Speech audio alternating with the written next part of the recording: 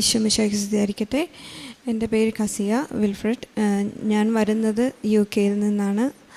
ആദ്യം തന്നെ മാതാവിനും ഈശോയ്ക്കും 1000 നന്ദി പറയുന്നു. ഇത്രയും നാൾ ഞങ്ങൾ നടത്തിയതിനും കൂടെ നടക്കുന്നതിനും. ഇതെൻ്റെ 3ാമത്തെ സാക്ഷ്യമാണ്. ഈ തിരുനടയിൽ, ഈ വേദിയിൽ തിരിച്ചും വരാനും ഇതുപോലെ നിങ്ങളുടെ മുമ്പിൽ നിൽക്കാനും അനുവദിച്ചതിന് മാതാവിന് ഇനിയും നന്ദി പറയുന്നു. ആദ്യം തന്നെ പറയട്ടെ, 2020 എനിക്ക് ലിംഫോമ ഡയഗ്നോസ് ആയത്. അതിൻ്റെ സാക്ഷി ഞാൻ പറഞ്ഞതാണ്. ഇപ്പോൾ എനിക്ക് കംപ്ലീറ്റ് സൈൻ ഓഫ് ആയി. ഇതെല്ലാം കഴിഞ്ഞു. അവർ പറഞ്ഞു ഇനി അങ്ങോട്ട് ചെല്ലണ്ട, എന്തെങ്കിലും ഉണ്ടെങ്കിൽ ചെന്നാൽ മതി എന്ന് പറഞ്ഞു.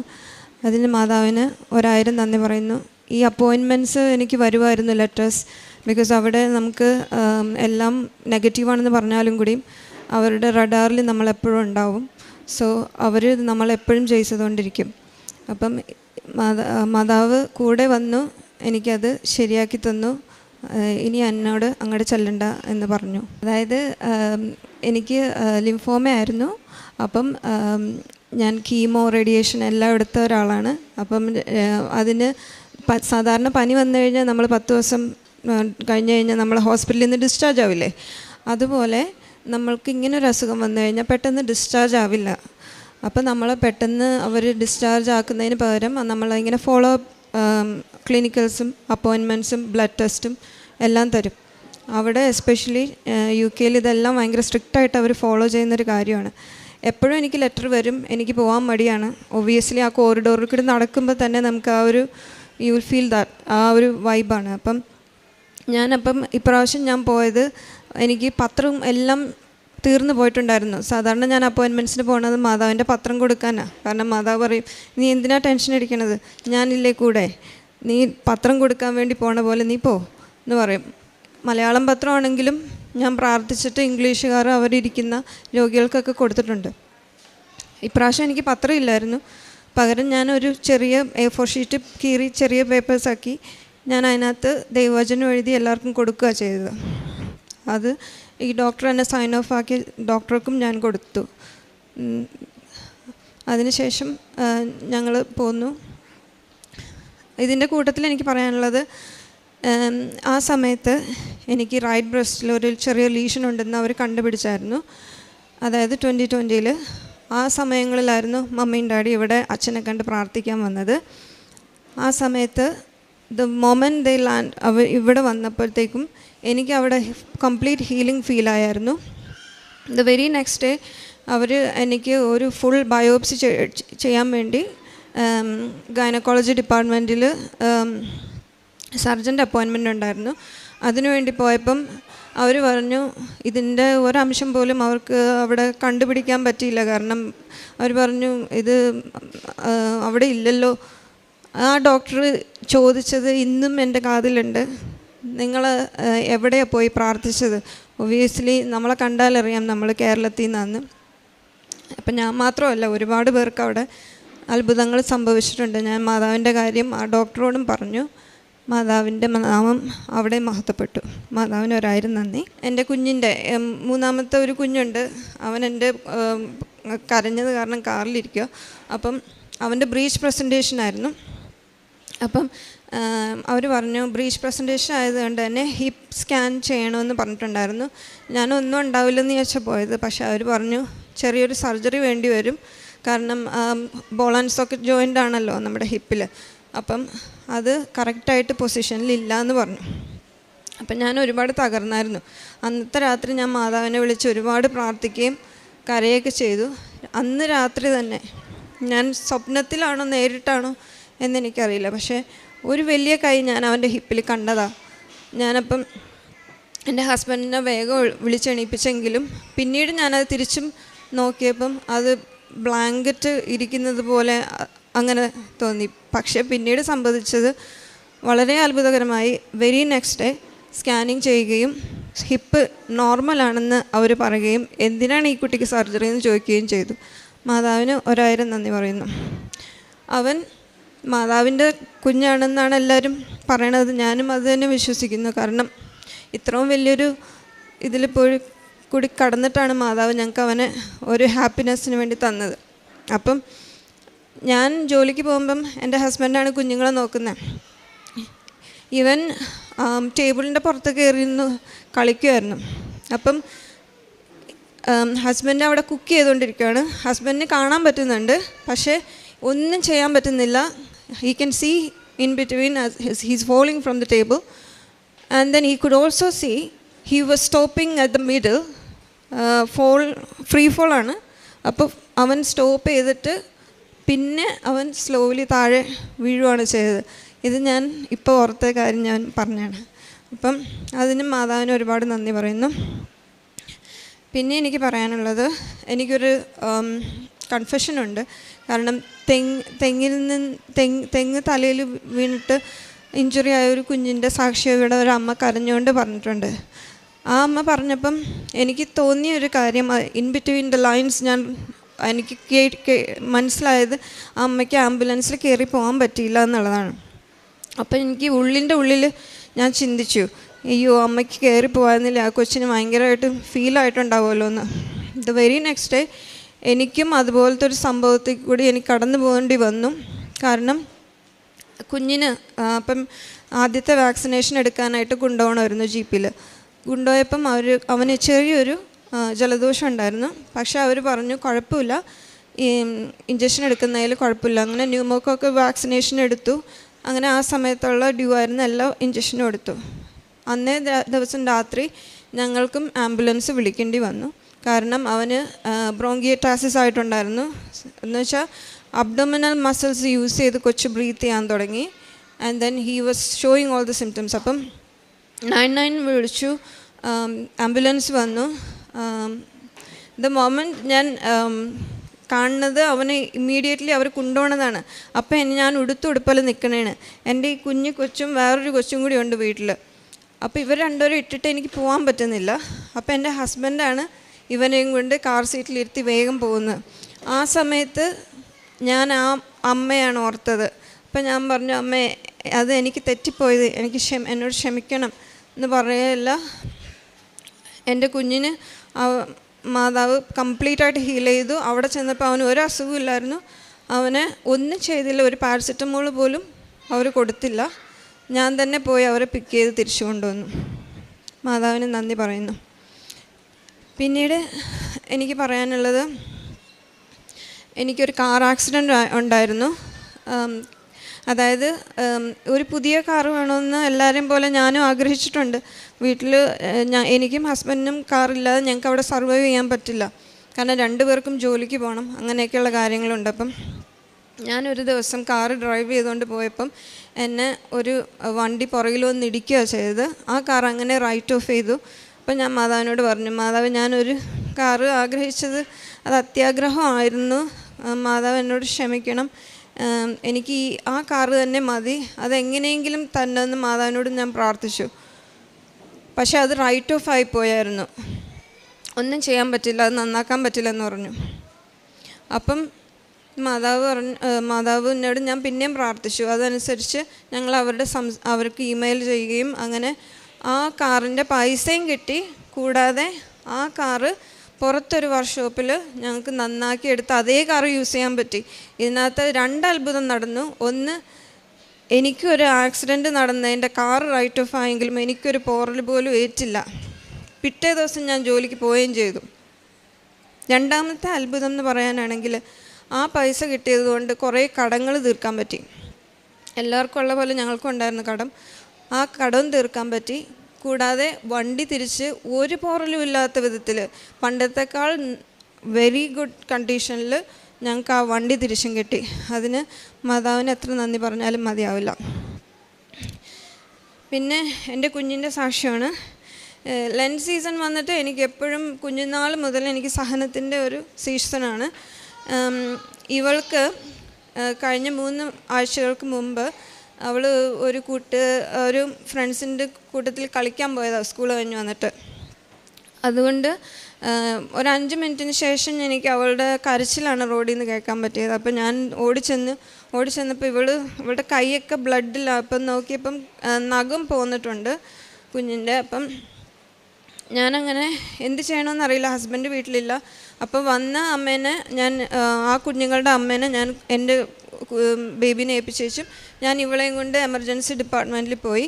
അവിടെ പോയപ്പം ഞാൻ വിചാരിച്ചത് ഓക്കെ ഡ്രസ്സ് ചെയ്ത് വിടുമായിരിക്കുന്നു. പക്ഷേ അവർ നോക്കിയിട്ട് പറഞ്ഞു നെർവ് ഇഞ്ചുറി വരാൻ ചാൻസ് ഉണ്ട്, അപ്പം നമുക്കിത് ഡീറ്റെയിൽ ആയിട്ട് നോക്കണം, അത് സർജറി ചെയ്ത് ഫിക്സ് ചെയ്യണം എന്ന് പറഞ്ഞു. അങ്ങനെ ജനറൽ അനസ്തീഷ്യ കൊടുത്തു, അവൾക്ക് സർജറി ചെയ്യേണ്ടി വന്നു. പക്ഷേ ദൈവാനുഗ്രഹം കൊണ്ട് നെർവ് ഇഞ്ചുറി ഒന്നും വന്നില്ല. അവളുടെ കൈ ഇപ്പം കംപ്ലീറ്റ്ലി ഓക്കെയാണ്. ഡ്രസ്സിങ് ഒന്നും ഇടണ്ടെന്ന് പറഞ്ഞു. ഇച്ചിരി നീലച്ച് കിടക്കണുള്ളൂ, അല്ലാതെ ഷി വാസ് കംപ്ലീറ്റ്ലി ബ്രേവ്. ഇതിനകത്ത് എനിക്ക് പറയാനുള്ളത്, ആ സമയത്തൊക്കെ മാതാവിൻ്റെ കൂടെ ഉണ്ടായിരുന്നു. ചെറിയൊരു ബ്ലഡ് കണ്ടാലും കൊച്ചുങ്ങൾക്ക് എന്തെങ്കിലും വന്നു കഴിഞ്ഞാൽ ഭയങ്കര അപ്സെറ്റ് ആവുന്ന ഒരാളാണ് ഞാൻ. ആ സമയത്ത് എനിക്ക് കൂടെ ഞാനുണ്ട് എന്ന് പറഞ്ഞ് എനിക്കെല്ലാം വേഗം അപ്പോയിൻമെൻറ്റ്സ്. UK ഒരു അപ്പോയിൻമെൻറ്റ്, ഒരു സർജറിയൊക്കെ നടക്കുന്നത് ഭയങ്കര കഷ്ടമാണ്. അതേ സമയത്ത് ഫസ്റ്റ് ഇൻ ദ ലൈൻ, ഇവൾ ഇലക്റ്റീവ് സർജറിയും കൂടിയല്ല, എമർജൻസി സർജറി ആയിട്ട് ഫസ്റ്റ് ഇൻ ദ ലൈൻ ഉണ്ടായിരുന്ന സർജറി എല്ലാം മാറ്റിവെച്ച് ഇവൾ ആദ്യം എടുക്കുക ചെയ്തത്. അതിനും അമ്മയ്ക്ക് 1000 നന്ദി. അത്രയും നല്ലൊരു ടീം മാതാവാണ് അവിടെ ഒരുക്കി വെച്ചത്. മാതാവിൽ വിശ്വസിക്കുന്ന ഒരു നേഴ്സും കൂടിയും അവിടെ ചേർത്ത് വെച്ചിട്ടാണ് മാതാവ് എന്നെ ആ തിയേറ്ററിൽ നിന്ന് ഇറക്കി. മാതാവ് അവിടെ ഹാൻഡിൽ ചെയ്ത എല്ലാ കാര്യങ്ങളും വളരെ സക്സസ്ഫുള്ളായിട്ട് ആ സർജറി കഴിഞ്ഞു. ഒരു പ്രശ്നമില്ല, അവൾ ഇപ്പോൾ കംപ്ലീറ്റ്ലി നോർമലാണ്, നോ ഇഷ്യൂസ്. പിന്നെ എനിക്ക് പറയാനുള്ളത്, എൻ്റെ ജോലി സ്ഥലത്ത് ഒരുപാട് പ്രശ്നങ്ങളുണ്ടായിരുന്നു. ഞാൻ വർക്ക് ചെയ്യുന്ന വാർഡിൽ അറൗണ്ട് 420 ഹവേഴ്സിൻ്റെ ഓവർഡ്യൂ എനിക്കുണ്ടായിരുന്നു. ഒബ്വിയസ്ലി ഇങ്ങനെ ഒരു സിറ്റുവേഷനിൽ കൂടി കടന്നു പോയത് കൊണ്ട് തന്നെ എനിക്ക് പല അവേഴ്സ് ഓവർഡ്യൂ ഉണ്ടായിരുന്നു. അത് ഞാൻ മാതാവിൻ്റെ ഉപ്പ് ഞാൻ ഈ മാനേജറിൻ്റെ സൈഡ് ഇത് ഡെസ്കിലൊക്കെ വെച്ച് ഞാൻ പ്രാർത്ഥിക്കുമായിരുന്നു. അതവർ റൈറ്റ് ഓഫ് ചെയ്യില്ല എന്നാണ് പറഞ്ഞത്. പക്ഷേ അത് വളരെ അത്ഭുതകരമായി അവരൊരു പാനൽ കൂടി ഡിസിഷൻ എടുത്തു. അത് കംപ്ലീറ്റ്ലി റൈറ്റ് ഓഫ് ആയി. ഇപ്പോൾ എനിക്ക് ഒരു ഓവർഡ്യൂ അവേഴ്സും ഇല്ല. പിന്നെ പല കാര്യങ്ങൾ കൊണ്ടും വർക്ക് പ്ലേസിൽ മാതാവിൻ്റെ പ്രസൻസ് വളരെ എനിക്ക് ഫീൽ ചെയ്തിട്ടുണ്ട്. കാരണം ഞാൻ തുടങ്ങുന്നത് തന്നെ മാതാവിൻ്റെ ഉപ്പ് ആ ഡോറിൽ വരച്ചിട്ടാണ് ഞാൻ ആ ഡോറ് കയറുന്നത്. കാരണം ഞാൻ ആസ് എ ടീം ലീഡ് നമ്മുടെ തലയിൽ ഒരുപാട് പ്രശ്നങ്ങൾ വന്ന്, ഒരു ഫാമിലിനെ ഡീൽ ചെയ്യാനായിക്കോട്ടെ, ഒരു ഡ്രഗ് ചെക്ക് ചെയ്യുന്നതായിക്കോട്ടെ, ചെറിയ എറർ മതി നമ്മുടെ തിരക്കിൻ്റെ സമയത്ത് എന്തെങ്കിലും വരാൻ. അതുപോലെ ഒരു സന്ദർഭത്തിൽ ഇൻസുലിൻ ഒരു ചെറിയ ജൂനിയർ ബാൻഡ് 5 എൻ്റെ അടുത്ത് ചെക്ക് ചെയ്യാൻ വന്നാണ്. അപ്പം സാധാരണ ഞാൻ ചെക്ക് ചെയ്ത് അങ്ങ് വിടുക ചെയ്യുന്നത്. പക്ഷേ എനിക്കെന്തോ മാതാവ് ഉള്ളിൽ തോന്നി, നീ അത് ഹോൾഡ് ചെയ്യും, നീ ഫാർമസിസ്റ്റിനോട് പറ, അത് ചെക്ക് ചെയ്യാൻ പറ എന്ന് പറഞ്ഞിട്ട് ഞാൻ പറഞ്ഞു, മോനെ അവിടെ പോയി ചെക്ക് ചെയ്തെന്ന് പറഞ്ഞ് അങ്ങനെ അവനൊരു ഫിലിപ്പീനോ ആണ്, അവൻ പോയി ചെക്ക് ചെയ്തു. അവൻ വന്നിട്ട് പറഞ്ഞു, അയ്യോ ഇങ്ങനെ കൊടുക്കാൻ പാടില്ല, നമുക്ക് അത് വെയിറ്റ് ചെയ്യണമെന്ന് പറഞ്ഞിട്ട്. ആൻഡ് ദെൻ അതല്ലെങ്കിൽ അതൊരു വലിയൊരു നെവർ ഇവൻ്റ് ആയേനെ, അത് അഡ്വേഴ്സ് ഇവൻ്റ് ആയേനെ. അതിൽ നിന്നും മാതാവ് എന്നെ കാത്തു. പിന്നെ പല വിധത്തിലുള്ള കോൺഫ്ലിക്ട്സ് ഉണ്ടാകുമ്പോൾ അതിനകത്തൊക്കെ മാതാവ് ഇടപെട്ടിട്ടുണ്ട്. പിന്നെ കാരുണ്യ പ്രവർത്തനങ്ങൾ പറയാനാണെങ്കിൽ, ഞാൻ വർക്ക് ചെയ്യുന്ന വാർഡിൽ ഉള്ള പേഷ്യൻസിനൊക്കെ ഞാൻ എപ്പോഴും ഞായറാഴ്ചകളിൽ കുർബാന സ്വീകരിക്കാനും ഒക്കെ പള്ളിയിൽ കൊണ്ടുപോകാനൊക്കെ ഞാൻ മുൻകൈ എടുക്കും. ഞാൻ എല്ലാ പേഷ്യൻസിൻ്റെ അടുത്തും പോയി ചോദിക്കും, if you want to receive holy communion. ചില പേഷ്യൻസൊക്കെ നന്നായിട്ട് ചീത്ത പറയും, ഇംഗ്ലീഷുകാരാണ്. എന്നാലും ഒരു കാര്യം ഞാൻ പറഞ്ഞോട്ടെ. കാര്യം പറയാനാണെങ്കിൽ, ഞാനൊരു ദിവസം ഞാൻ ജോലി കഴിഞ്ഞ് വരുമ്പം ഞാനൊരു കുഞ്ഞിനെ കണ്ടായിരുന്നു. ആ കുഞ്ഞിന് ഭയങ്കര പുവർലിയാണെന്ന് തോന്നിയതുകൊണ്ട് തന്നെ എനിക്കൊരു പത്രം കൊടുക്കണമെന്നുണ്ടായിരുന്നു. പക്ഷേ ഇംഗ്ലീഷുകാരായതുകൊണ്ട് നമ്മളങ്ങനെയൊക്കെ പെട്ടെന്ന് ചോദിക്കാൻ പറ്റില്ല. അപ്പം ഞാൻ മാതാവിനെ ഏൽപ്പിച്ചു ആ കുഞ്ഞിനെ. എന്നിട്ട് ഞാനിങ്ങനെ പോരുക ചെയ്ത്. എന്നിട്ടും എനിക്കൊരു കുറ്റബോധമായിരുന്നു കാറിലിരുന്നപ്പം. അപ്പം എനിക്ക് ഇൻ്റർനെറ്റ് ഫോണിലില്ലാത്ത കാരണം സാധാരണ ഞാൻ മാതാവിൻ്റെ അടുത്ത് സംസാരിക്കും. അപ്പം മാതാവ് എൻ്റെ അടുത്ത് പറഞ്ഞു, ഞാൻ ഏറ്റിട്ടുണ്ട് ആ കാര്യം, നീ പേടിക്കണ്ടെന്ന് പറഞ്ഞു. അപ്പം ഞാൻ പറഞ്ഞു, ഞാനെങ്ങനെ വിശ്വസിക്കുമോ എന്ന് പറഞ്ഞ് ചിന്തിക്കുകയല്ല. മുമ്പിൽ നിന്ന് ഒരു വൈറ്റ് സ്വിഫ്റ്റ് കാർ വന്നു. അപ്പോൾ ഈ കാറിൻ്റെ പ്രകാശത്തിൽ ഇത് ഫുള്ളും ഒരു മഴവില്ലായി. അപ്പം ഞാൻ വിചാരിച്ചു, അയ്യോ ഇത് മഴവില്ലല്ലേ എന്ന് പറഞ്ഞപ്പം മാതാവ് പറഞ്ഞു, ഓക്കെ, ഈ അർദ്ധരാത്രി ഞാനൊരു ശരിക്കുള്ള മഴവില്ല് കാണിച്ചാലും നീ വിശ്വസിക്കില്ല, നീ വേറെ എന്തെങ്കിലും സംസാരിക്കുന്നു പറഞ്ഞു. അപ്പം ഞാൻ പറഞ്ഞു, ഞാൻ നാട്ടിൽ പോകുന്നുണ്ട്, അപ്പം എന്നോട് മാധവ് ചോദിച്ചു, നിനക്ക് എന്താ കഴിക്കാൻ ഇഷ്ടമെന്ന് ചോദിച്ചു. അപ്പം ഞാൻ പറഞ്ഞു, എനിക്ക് ചോറും ചെമ്മീനും മാങ്ങയിട്ട കറിയാണ് ഏറ്റവും ഇഷ്ടം, അതാണ് എനിക്കിഷ്ടമെന്ന് ഞാൻ മാതാവിൻ്റെ അടുത്ത് പറഞ്ഞു. ആ സംസാരം അങ്ങനെ തീർന്നു. ഞാൻ വീട്ടിലെത്തി കിടന്നുറങ്ങി, രാവിലെ എണീറ്റു. അതിനുശേഷം മമ്മിക്ക് ഞാൻ വിളിക്കുകയാണ്. അപ്പം മമ്മി പറയുകയാണ്, മോനെ ഞാൻ കുറേ നാളായി ഈ കറി ഉണ്ടാക്കിയിട്ട്, ഇന്ന് ഞാൻ നിനക്കിഷ്ടമുള്ള കറിയാണ് ഉണ്ടാക്കിയേക്കണേന്ന് പറയൽ മാതാവ് എൻ്റെ ഉള്ളിൽ ചോദിച്ചു. ഇത് ഞാനും നീയും മാത്രം സംസാരിച്ച കാര്യമാണ്, അത് ഞാനുണ്ട് നിൻ്റെ കൂടെ, അതും കൂടി അറിയിക്കാനാണ് മാതാവിൻ്റെ കൂടെ ഉള്ളത്. ഞാൻ അറിയുന്നില്ലെങ്കിലും മാതാവിൻ്റെ കൂടെ ഉണ്ട്. പിന്നെ മാതാവിൻ്റെ പ്രത്യക്ഷീകരണത്തിൻ്റെ ഭാഗമായിട്ട് ഈ 2 തിരി, പച്ചത്തിരിയും നീലത്തിരിയും എന്തിനാണെന്ന് ഞാൻ എപ്പോഴും ചിന്തിച്ചിട്ടുണ്ട്.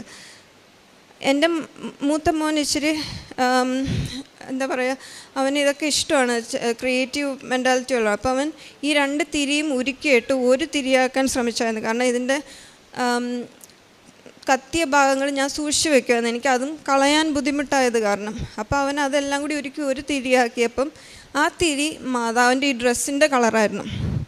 അതിൽ നിന്ന് എനിക്ക് ഒന്നും മനസ്സിലായില്ല. മാതാവിനോട് ഞാൻ ചോദിച്ചു, ഇതെന്താണ് മാതാവ് ഇതിൻ്റെ അർത്ഥം എന്ന് ചോദിച്ചപ്പം മാതാവ് പറഞ്ഞത്, നീല it's A colour of heaven, അല്ലെങ്കിൽ ആകാശത്തിൻ്റെ നിറമാണ് നീലയെങ്കിൽ പച്ച ഭൂമിയുടെ കളറാണ്. അപ്പോൾ മാതാവ് ഉടുത്തിരിക്കുന്ന ഡ്രസ്സിൻ്റെ മീനിങ് എന്ന് പറയുന്നത് she is Queen of heaven and earth എന്നുള്ളതാണ് എനിക്ക് മനസ്സിലായത്. ഇതിൽ കൂടുതൽ എനിക്ക് വിശദീകരിക്കാൻ അറിയില്ല. മാതാവിനും ഈശോയ്ക്കും ഒരുപാട് നന്ദി പറയുന്നു ഞങ്ങളുടെ കൂടെ ഉള്ളതിന്. Thank you. ലൂക്കായുടെ വിശുദ്ധ സുവിശേഷം 1-ാം അധ്യായം 49-ാം തിരുവചനത്തിൽ, ശക്തനായവൻ എനിക്ക് വലിയ കാര്യങ്ങൾ ചെയ്തിരിക്കുന്നു, അവിടുത്തെ നാമം പരിശുദ്ധമാണ്. മറിയത്തിൻ്റെ സ്തോത്രഗീതത്തിൽ ഉള്ള തിരുവചനങ്ങളാണിത്.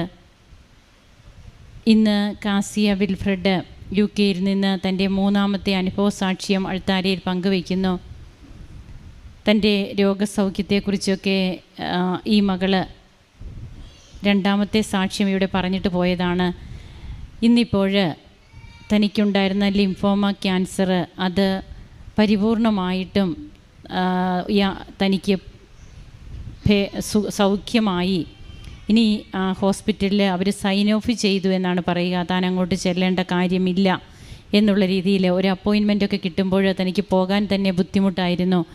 ഹോസ്പിറ്റലിൽ അങ്ങനത്തെയുള്ളൊരു കണ്ടീഷനൊക്കെ എല്ലാവരുടേതും കാണുമ്പോൾ താനൊരു നേഴ്സാണ് എന്നിരുന്നാലും തനിക്ക് അതിനോടൊക്കെ ബുദ്ധിമുട്ട് തോന്നിയിരുന്ന ഒരു സാഹചര്യത്തിൽ നിന്ന് ഇപ്പോൾ തൻ്റെ അസുഖം പരിപൂർണമായിട്ട് സൗഖ്യപ്പെട്ടു. ബ്ലഡ് ടെസ്റ്റൊക്കെ ചെയ്തു. യാതൊരു വിധത്തിലുള്ള ട്രീറ്റ്മെൻറ്റോ അല്ലെങ്കിൽ മുൻപോട്ട് ഒരു ചെക്കപ്പോ ഒന്നും ഇനി ആവശ്യമില്ല എന്നാണ് ഡോക്ടേഴ്സ് പറഞ്ഞത്. വീണ്ടും തൻ്റെ കുടുംബത്തിൽ കുട്ടികളുടെ കാര്യം, അതുപോലെ ജോലി മേഖലയിൽ തനിക്ക് വന്നിരുന്ന ബുദ്ധിമുട്ടുകൾ, അമ്മ എങ്ങനെ തന്നോട് സംസാരിക്കുന്നു, പ്രസൻസ്, അത് ഏറ്റവും ഇമ്പോർട്ടൻ്റ് ആയിട്ടുള്ള ഒരു കാര്യം തന്നെയാണ്. ഉടമ്പടി പ്രാർത്ഥനയിൽ മാത്രമാണ് നമുക്ക് ഈ പ്രസൻസ് കാണുവാൻ കഴിയുക. അത് ഉടമ്പടിയുടെ മാത്രം സ്വന്തമാണ്. അങ്ങനെ പരിശുദ്ധ അമ്മ തന്നോട് സംസാരിക്കുന്നു, താൻ സംസാരിക്കുന്നു. അമ്മ ഓരോ കാര്യങ്ങൾ ഈ മകൾക്ക് മനസ്സിൽ ഈ മകളോട് സംസാരിക്കുമ്പോൾ അതെല്ലാം പിന്നീട് വ്യക്തമായ തെളിവുകളോടുകൂടി അത് തനിക്കൊരു ഫുഡ് ഇഷ്ടപ്പെട്ടതെന്ന് പറയുമ്പോൾ ആ ഫുഡിൻ്റെ കാര്യം തന്നെ വീണ്ടും മറ്റൊരു അതായത് തൻ്റെ സ്വന്തം അമ്മയിലൂടെ തന്നെ തന്നോട് പറയുന്ന അവസ്ഥ. അങ്ങനെ ഓരോ അവസ്ഥകളിലും അതുപോലെ തൻ്റെ കുഞ്ഞുങ്ങളുടെ ഓരോ കാര്യങ്ങൾ ഇവിടെ പറയുന്നുണ്ട്. ഇളയ കുട്ടി ഹിപ്പ് നോർമലല്ലായിരുന്നു, ബ്രീച്ച് ചൈൽഡാണ്. അപ്പോൾ അതൊരു സർജറി പറഞ്ഞിരുന്നതാണ്. പിന്നീട് അമ്മയുടെ ഒരു കൈ, അതായത് താൻ സ്വപ്നം കണ്ടതാണോ എന്നെനിക്ക് അറിയില്ല, ഞാൻ കണ്ടു, ഒരു വലിയ കൈ അവൻ്റെ ഹിപ്പിൽ ഉണ്ടായിരുന്നു. പിന്നീട് ടെസ്റ്റ് ചെയ്യുമ്പോൾ നോർമലായിരിക്കുന്നു, ഇനി ഒരു സർജറി വേണ്ട. അതുപോലെ ആ കുഞ്ഞിന് തന്നെ ബ്രീത്തിങ് ഡിഫിക്കൽറ്റി, ന്യൂമോണിയയുടെയൊക്കെ പ്രശ്നങ്ങൾ അതുണ്ടാകുമ്പോഴും എങ്ങനെയാണ് ഹോസ്പിറ്റലൈസ്ഡ് ആകുന്നത്. ഒരു UK-യിൽ ഒരു അപ്പോയിൻമെൻറ്റ് അല്ലെങ്കിൽ ഒരു ഹോസ്പിറ്റലിൽ പെട്ടെന്ന് നമുക്കൊരു ട്രീറ്റ്മെൻറ്റ് അതിനൊക്കെ ഒത്തിരി ബുദ്ധിമുട്ടാണ് എന്ന് ഈ കുടുംബം തന്നെ പറയുന്നുണ്ട്. ആ ഒരു അവസരത്തിലാണ് തൻ്റെ മക്കൾക്ക് ഇങ്ങനെയുള്ള കാര്യങ്ങളിലൊക്കെ മാതാവ് കൂടെ വന്ന് തങ്ങൾക്ക് യാതൊരു ബുദ്ധിമുട്ടുമില്ലാത്ത രീതിയിൽ തങ്ങളെ സംരക്ഷിക്കുന്നു. അതുപോലെ തൻ്റെ മനസ്സിലുള്ള ഓരോ സംശയങ്ങൾക്ക് അമ്മ മറുപടി പറയുന്നത് എങ്ങനെ, അങ്ങനെ നിരന്തരമായിട്ട് അമ്മയുമായിട്ടുള്ള ഒരു യാത്ര, അത് ഇന്ന് ഈ അൾത്താരയിൽ തനിക്ക് തൻ്റെ മൂന്നാമത്തെ അനുഭവ സാക്ഷ്യം പറഞ്ഞ് ആ യാത്ര എത്രയും ശുഭമാക്കി അമ്മ അവസാനിപ്പിക്കുന്നു. അതായത് ഇവിടം വരെ ഇന്ന് അമ്മ കൊണ്ടുവന്ന് നിർത്തിയിരിക്കുകയാണ്. അതുതന്നെയാണ് തനിക്ക് മുമ്പേ ദൂതനെ അയച്ച് ഞാൻ തന്നെ നിൻ്റെ കൂടെ വരും, ഞാൻ നിന്നെ ആശ്വസിപ്പിക്കുമെന്നുള്ള ഈശോയുടെ വാഗ്ദാനം. ആ വാഗ്ദാനത്തിൽ അമ്മ എങ്ങനെയാണ് അമ്മയുടെ പാർട്ട്, പരിശുദ്ധ അമ്മയുടെ പങ്ക് അമ്മ എങ്ങനെ നിർവഹിക്കുന്നു, അമ്മയിലൂടെയാണ് ഈശോ ഓരോ കുടുംബത്തെയും തന്നിലേക്ക് കൂടുതൽ അടുപ്പിക്കുന്നത്. ഇന്ന് ഈ കൂടെ നിൽക്കുന്ന കുഞ്ഞ്, ആ കുഞ്ഞിൻ്റെ കൈയുടെ കാര്യം, നഖമൊക്കെ ഒത്തിരിയേറെ ഡാമേജ് ആയിരുന്നതാണ് ഒരു കൈയുടെ മൊത്തം. എന്നാൽ അത് പിന്നീട് എത്ര പെട്ടെന്ന് ക്യുവറായി, നേർച്ച വസ്തുക്കളൊക്കെ ഉപയോഗിക്കുന്നു. അങ്ങനെ വളരെ പെട്ടെന്ന് കിട്ടിയ ഒരു സൗഖ്യ അനുഭവമൊക്കെ ആയിട്ടാണ് ഈ മകളിവിടെ വന്ന് നിൽക്കുക. നമുക്ക് നാം കേട്ട തിരുവചനം പോലെ തന്നെ ശക്തനായവൻ എനിക്ക് വലിയ കാര്യങ്ങൾ ചെയ്തിരിക്കുന്നു. ഇത് പരിശുദ്ധ അമ്മയുടെ സ്തോത്രഗീതം അമ്മ പാടിയതാണെങ്കിൽ ഇന്ന് ഓരോ കുടുംബവും അൾത്താരയിൽ വന്ന് നിന്ന് സാക്ഷ്യപ്പെടുത്തുമ്പോൾ തങ്ങളുടെ ജീവിതത്തിലെ ദൈവിക ഇടപെടലുകൾ അത് പ്രസൻസായും അതുപോലെ തന്നെ മഴവില്ലായി വീണ്ടും ടൈം ഷോർട്ടനിങ് ആയിട്ട് ഭാരലഘുത്വമായിട്ടൊക്കെ എങ്ങനെ തങ്ങൾക്കത് സാധിച്ചു കിട്ടുന്നു എന്നുള്ളതാണ് പ്രത്യേകിച്ച് കാസിയ വിൽഫ്രഡും ഇവിടെ പങ്കുവയ്ക്കുക. നമുക്ക് കരങ്ങളടിച്ച് ദൈവത്തെ ആരാധിക്കാം. യേശുവേ നന്ദി, യേശുവേ സ്തുതി, യേശുവേ ആരാധന. അത്യപൂർവ ദൈവാനുഭവങ്ങൾ ഇനി നിങ്ങൾക്കും സ്വന്തം. ഈ യൂട്യൂബ് ചാനൽ ഇതുവരെ സബ്സ്ക്രൈബ് ചെയ്തിട്ടില്ലെങ്കിൽ ഇപ്പോൾ തന്നെ സബ്സ്ക്രൈബ് ചെയ്യുക. ഈ വീഡിയോ ഇപ്പോൾ തന്നെ നിങ്ങളുടെ സുഹൃത്തുക്കൾക്ക് ഷെയർ ചെയ്തുകൊണ്ട് കർത്താവിൻ്റെ പ്രേക്ഷിതരാകുക.